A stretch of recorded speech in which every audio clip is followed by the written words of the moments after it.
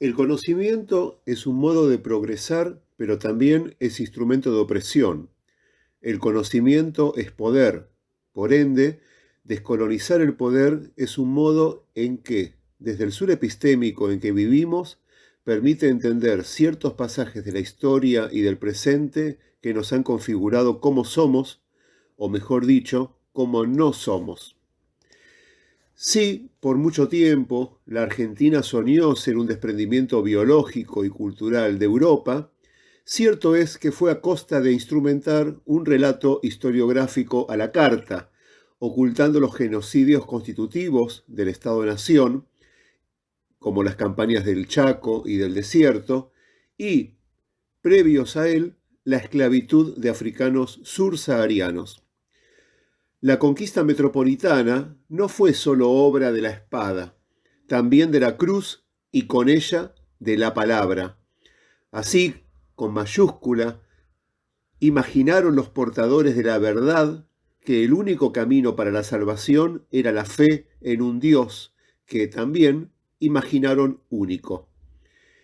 En esto coincidieron todas las órdenes religiosas y el clero secular, y, vista la cuestión en perspectiva diacrónica, algunos pueblos, como el Beá guaraní, supieron dar una formidable lección sobre la no consumada conquista espiritual con que los jesuitas intentaron atropellarlos al recluirlos en reducciones, ya que no fue voluntario, sino ejerciendo el poder en un contexto por entero caótico y desordenado como fue la conquista por la espada. Creo que ha corrido demasiada tinta loando la capacidad e ingenio jesuita, que no solo se ciñe a lo religioso, también a su cariz civilizatorio para con los aborígenes, salvándolos incluso de ser aniquilados. Esa es una voz de la historia, pero no todos conocen las otras voces, la de los otros. Respecto a los africanos esclavizados, la actitud de la Iglesia en general y la de los jesuitas en particular fue más cínica aún. Les interesaba tanto salvarles el alma que no les importó que sus cuerpos siguieran privados del mayor bien que el propio Hijo de su Dios predicó con amor, la libertad. Esclavos por fuera, por dentro más libres que la libertad y aquellos pájaros. Este es un fragmento del poema El Africano de la afroargentina del tronco colonial María Isabel Platero, fallecida hace unos años en La Plata, casi centenaria. Así, comenzamos hace poco a tener relatos y producciones artísticas de los descendientes de esclavizados en el país, un sujeto social que, nunca está de más recordar, la academia y los grupos hegemónicos en el poder se encargaron, ya en la segunda mitad del siglo XIX, de decretar su extinción. Una verdad de escritorio que hoy ya casi nadie sostiene, al menos seriamente. ¿Dónde están? ¿Por qué no se ven? ¿Qué pasó con ellos?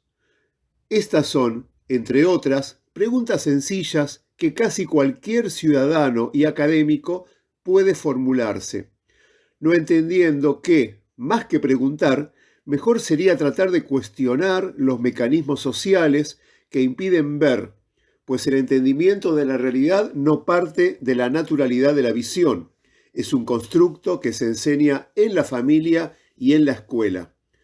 Un modo de volver fecunda la mirada y el oído a esta presencia supuestamente ausente es escuchando su versión de la historia, la cual dista mucho y es más creíble que los escasos renglones escritos sobre ellos, llenos de lugares comunes, prejuicios y comparaciones fútiles con otros países donde su presencia y peso cultural lo creen innegable, como son los casos de Uruguay, Brasil, Cuba, etc.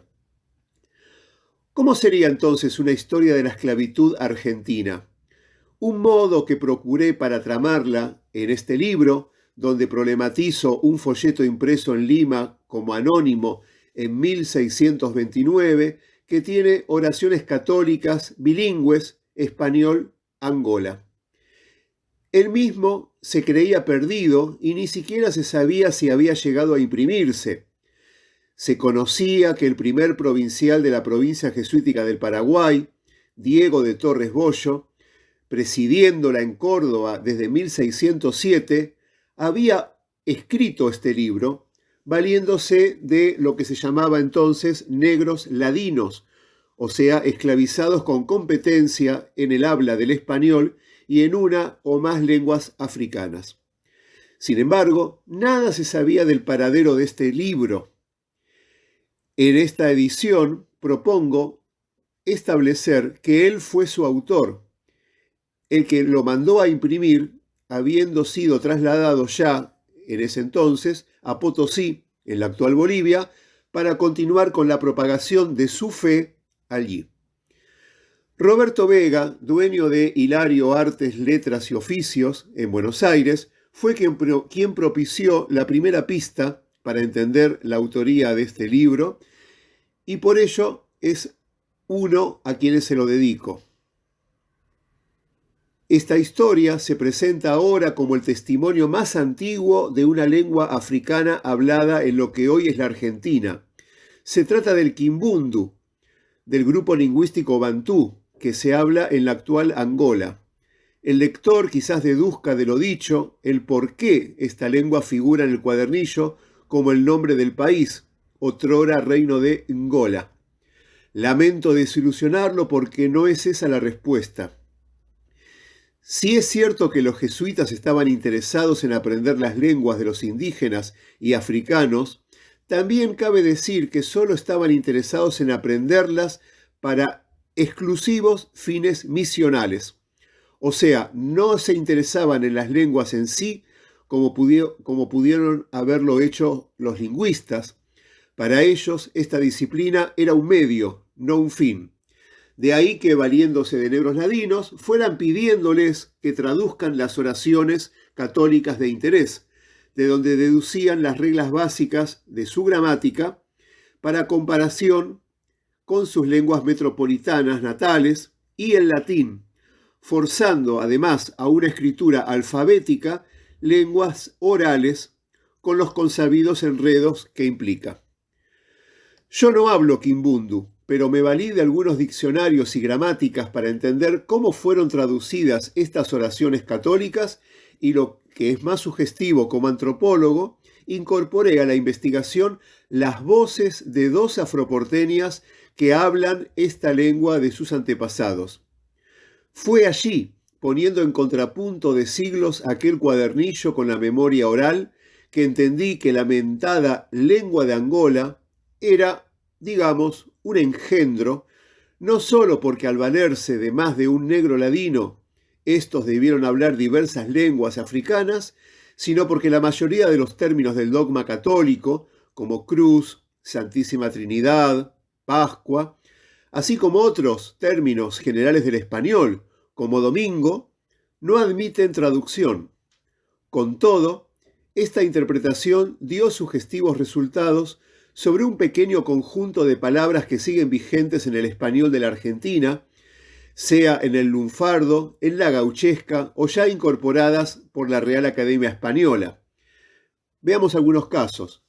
Tata significa padre, marimba, golpiza, milonga, palabras. A ellas agrego acaso la más importante, zambi, Dios. Esto es algo infrecuente en aquellos jesuitas, tan escrupulosos sobre el dogma como para condescender a traducir Dios, así, con mayúscula.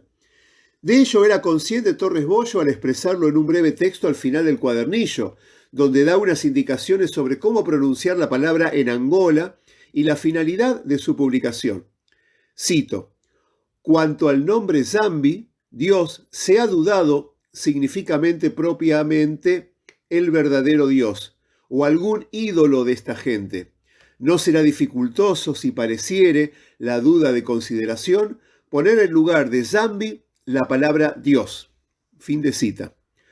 Poco antes hizo mención de Buenos Aires como puerto negrero a donde estaban destinadas al uso evangélico las mentadas oraciones en lengua de Angola. Esto posiciona a nuestra ciudad como lo que verdaderamente fue, un punto de salida de la plata potosina, usando por combustible los cuerpos de los esclavizados introducidos por aquí y teniendo a la provincia de Córdoba como centro nodal de distribución al norte vía Tucumán y a Chile vía Mendoza. Además de la interpretación que operé con las afroargentinas citadas y al pueblo afroboliviano. Creían que los blancos no morían. Mi abuela me decía que su abuela le decía que el blanco no se iba a morir, recordó una de las entrevistadas. En verdad, quienes nunca murieron son los afroporteños, dada su contemporaneidad, su empoderamiento, la vigencia de su memoria sobre el origen allende el mar-océano, o Calunga Grande, como dicen, el motivo de que su raíz africana entroncó en la época colonial de lo que hoy es la Argentina.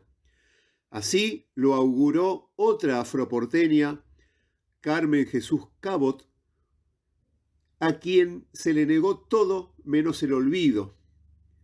Ella falleció hacia 1928 y le legó a una nieta esta expresión tan sentida: todos no se van a morir, alguno va a quedar para contarlo.